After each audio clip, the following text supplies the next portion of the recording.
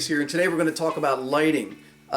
There's a bunch of different lighting options out there on the market for finished basements, but by far the most popular lighting fixture out there is a 6-inch recessed light can. And that's what probably 95% of every light in over 600 jobs I've done over the last 20 years have been, the 6-inch recessed light can. So I'm going to walk around here and show you the placements of some light cans in a project that's framed up. We just got inspected today. We're ready to close this up with drywall tomorrow.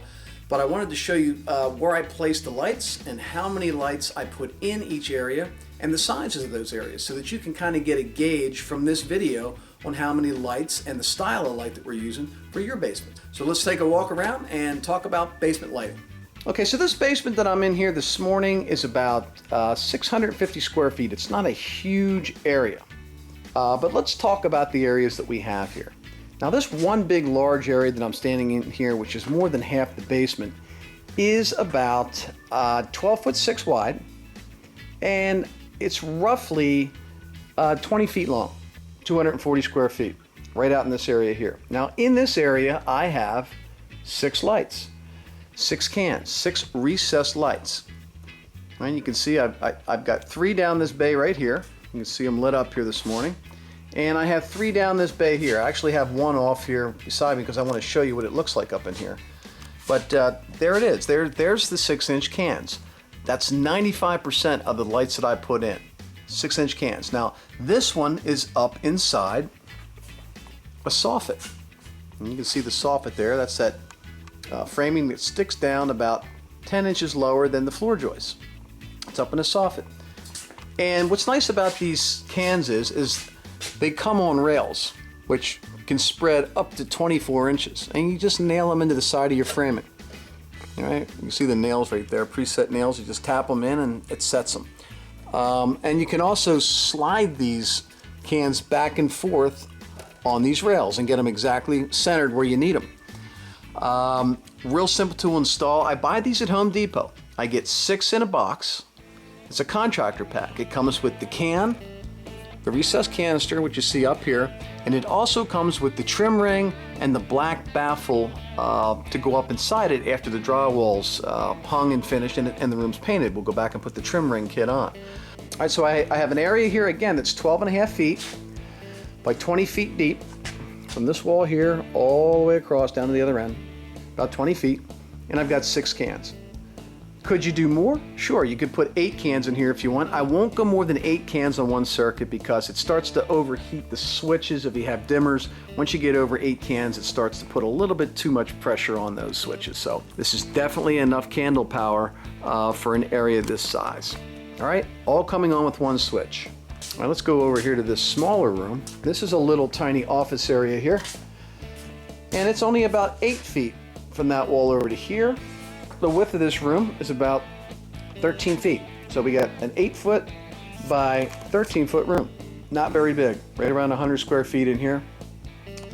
We've got 4 of them. You can see them up there. I've got 1 and 2, 3, and 4. Now you'll notice that these 4 lights are up inside between the floor joists. All right, they're not in a soffit like the other one.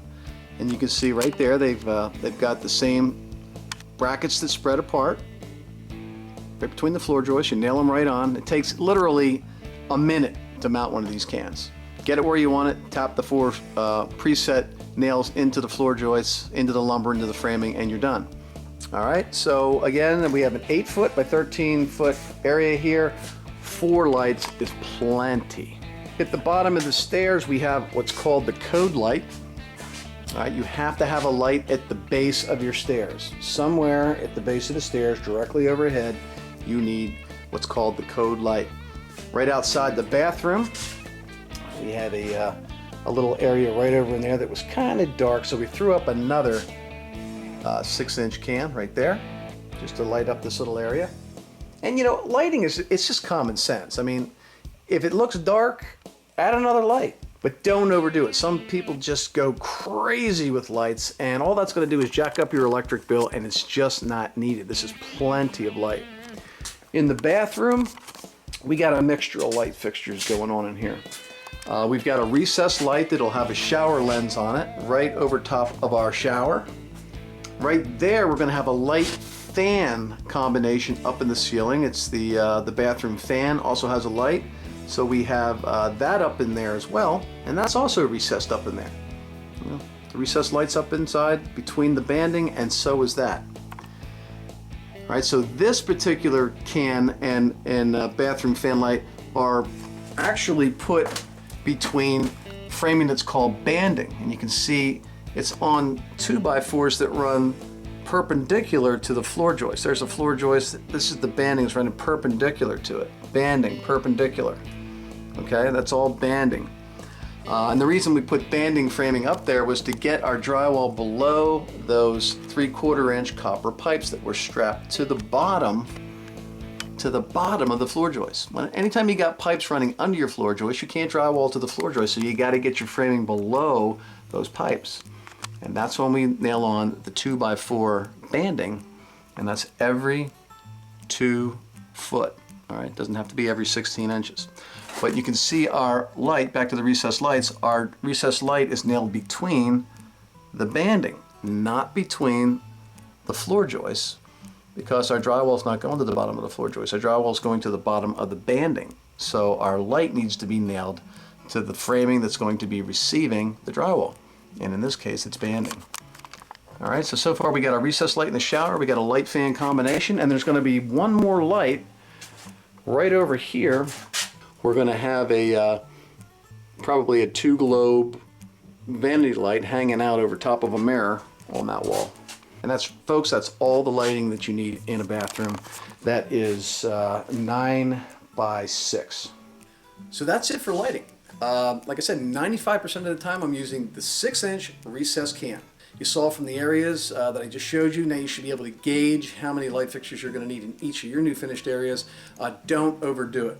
So that's it for this video. I hope you learned something about lighting that can help you with your basement project. If you like this video, please hit the like button. If you haven't subscribed to my YouTube channel, please do. I have a lot more good content coming your way. I'm Eddie Case. Thanks for watching. See you in the next video.